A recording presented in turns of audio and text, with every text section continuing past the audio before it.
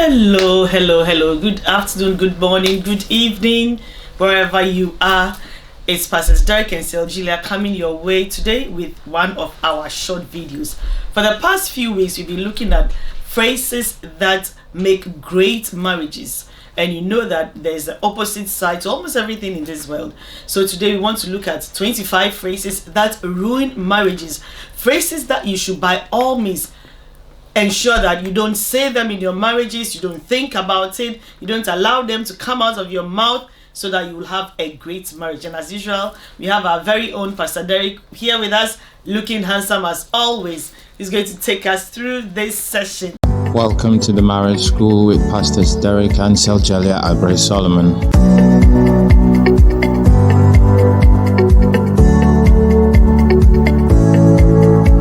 Here at the Marriage School, we believe it is God's will for you to experience marital bliss at its fullest. And as such, we seek to equip you with the practical tools and resources for a successful marriage. Pastors Derek and Celjelia are both ministers of the gospel at Shine Ministries International located in London. They are also published authors of well-known marriage counseling books such as Built to Last and God's Spices for Marriage. Through the Marriage School, they share their vast knowledge about the marital landscape. Using the Word of God as their foundation, they provide couples with resources and strategies that prove helpful in navigating the marital waters.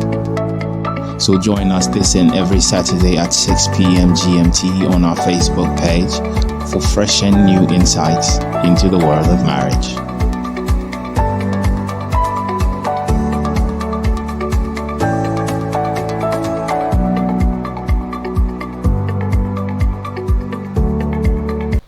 So we'll move on straight on to the phrases that ruin marriages. We really like the positivity challenge we had the past few weeks. Want to see or learn about the phrases we shouldn't use in our marriages at all. Right. Okay. So God bless you. Please share it when you get this video. Okay. So one phrase that you should always try not to use in your marriage is "What about you?" Only use "What about you" when it is something good. For example, when you've got food and you then you ask, "What about you? What are you going to eat?" When you've bought something new for yourself, "Oh, what about you? Can I get you one as well?" But when it is in response to criticism, never use "What about you." When you've done something and your wife is telling you, "Oh, I don't like the way you do this," or "I'm not too happy with this," or "I am hurt by this thing that you do," it is a very bad way to respond when you say "What about you?" You don't say that, because once you say "What about you," what you're saying is that forget about me. I'm not ready to change. What I'm doing is justified because you are not perfect yourself. So let us continue to build an imperfect marriage. Let us continue to destroy the marriage. Because you do something that's not good, let me also continue to do something that's not good. When we do that, the marriage will break down. What we want is two imperfect people coming together to build a perfect marriage. As much as possible. It may not be perfect, but you are gearing towards perfection.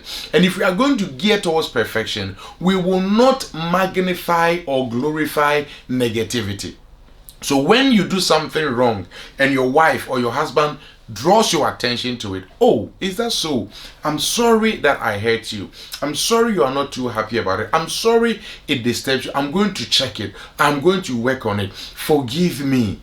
This is a positive way to deal with issues. This is a better way to grow as a couple and to grow the marriage.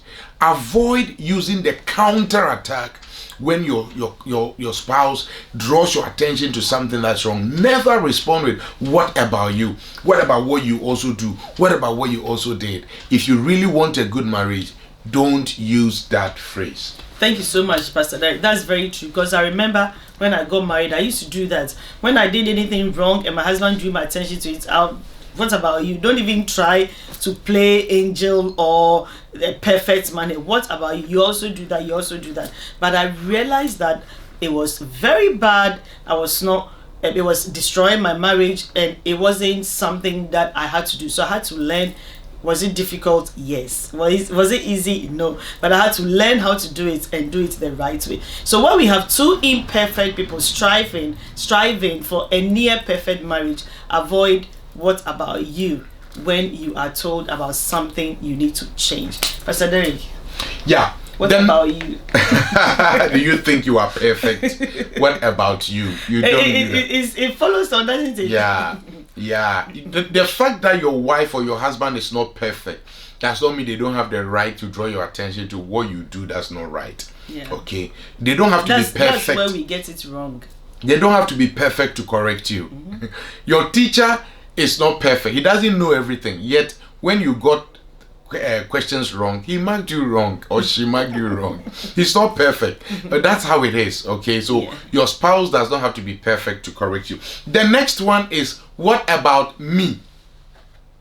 You are doing all this for yourself. What about me? You're what about spending me? all the money on yourself. What about me? Hey, so you are going to eat this. What about me? Hey, everybody is congratulating you. What about me? Hey, you are going to sleep. What about me? Of course. You have to look after your interest, especially if you have a spouse who doesn't care about you. But if you have one that generally cares about you, be very mindful about using this "what about me." When you do that, it sends a message, it sends a signal of selfishness. It sends a signal of you are in for just what you can get. Yeah. Okay? Learn to celebrate your spouse's well-being. When your husband or your wife is getting an opportunity to eat a good food, be grateful for it. When they get a nice gift, be grateful for it. When they get to rest, be grateful for it. When something good happens to them, be grateful. Celebrate your spouse for the good things. Anytime something good happens to your husband or your wife, don't be quick to, "what about me? Hey, but what about me? You didn't get one for me. Hey, what about me?" It's not a good thing. Learn to focus on your husband's happiness. Learn to focus on your wife's happiness at least once a while. Don't make it a lifestyle. Every time that something good happens to your wife, you must also get some. Every time something good happens to your husband, you must also get some. It is not a good thing. Sometimes we just have to focus and celebrate the wife without thinking about yourself. Sometimes we have to celebrate the husband without thinking about ourselves. So avoid "what about me." It's so sad that we are in a marriage institution and we are so jealous of each other. We have actually lost the reason why we are in the marriage, because marriage is to make the other person's life better. So in actual fact, you shouldn't be asking that question, "what about me?" because you picked one person to make life comfortable for them. So if you have a good marriage, "what about you? What about me?" avoid it, so we can enjoy our marriages. I think we have time for one or two. Yeah, the next one is, I have advised myself. Never to say anything about you Or again. I will advise myself. Okay? A man. This is so funny. So if you are in a marriage, you cannot advise yourself. No. You are not allowed to You advise yourself. us. You don't advise yourself. Okay? Because now our lives are intertwined. We are together. We are linked. So if you advise yourself, then what happens to me? Then you also advise yourself. No. We cannot be in the marriage advising ourselves. If there is any advice you give yourself, I've advised myself to be kinder to you. Yeah. I've advised myself to love you more.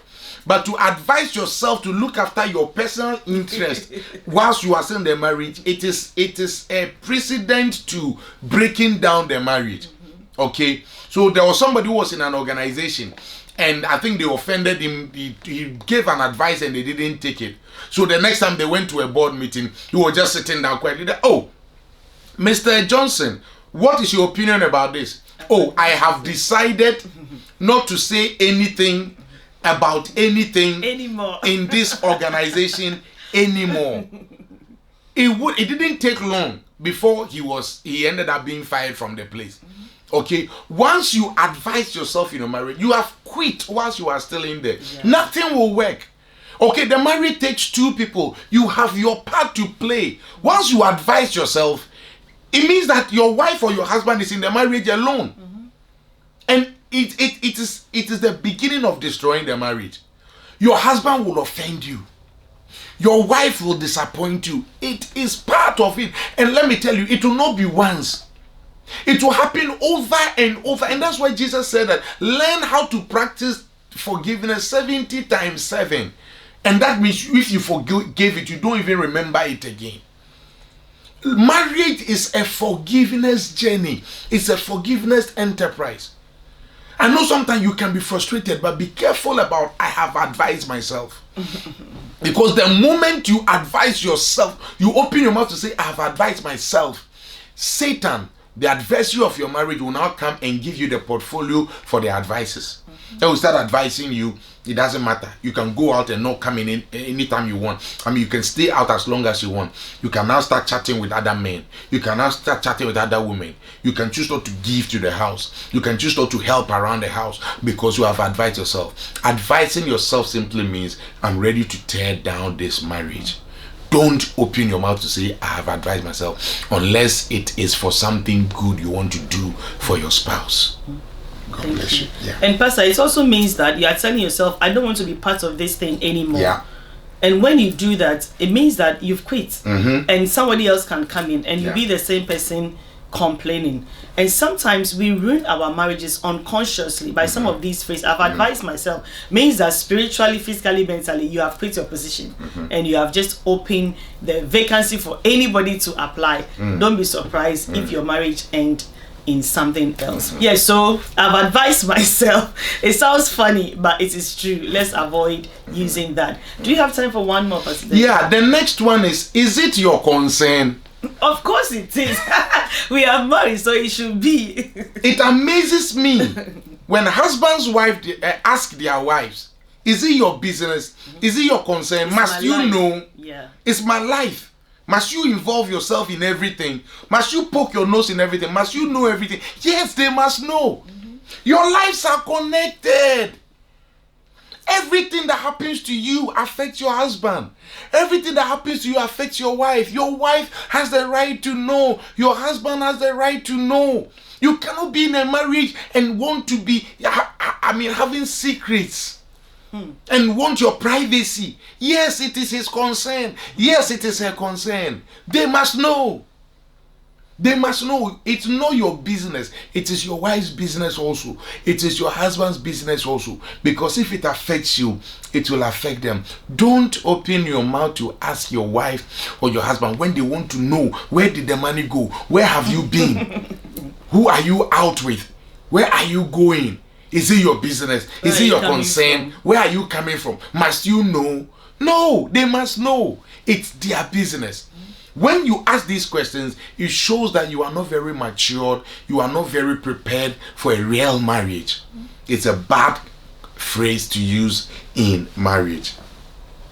Thank you so much, Pastor Derek. Do you want to give us one more or? I could give you a final one for the day. The last one. And that is, there's no point. There's no point. These phrases are very, very funny. But we use them. Yeah, we use them. There's no point being in this marriage anymore. There's no point trying anymore. There's no point trying to make you understand. There's no point trying to explain. There's no point. It's a sign that you've given up. There is always a point.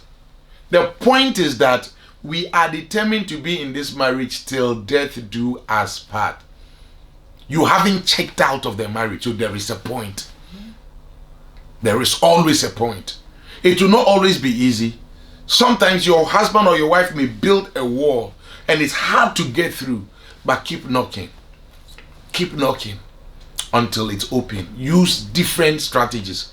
Maybe your spouse is resisting you because the approach you are using is not the best. So don't give up and say there's no point. Change your style. Change your approach. Change your language. Change your attitude. But keep working on it. Let Jesus come to meet you working at it. Yeah. Never give up on your marriage to say there's no point. There's always a point. Your marriage matters. Your spouse matters. And you matter. God bless you. God bless you. Thank you so much, Pastor Derek. There is always a point. No matter what you do, don't ruin that marriage. The Lord is counting on you. somebody else is watching you. Somebody will have a better marriage because of how you did yours. So don't ruin it. Don't use these negative phrases. Remember the positivity challenge we are still on. God bless you. Please share the video, and until we come your way again next week, God willing, it's Pastors Derek and Julia from the Marriage School. Bye. Bye bye. God bless you.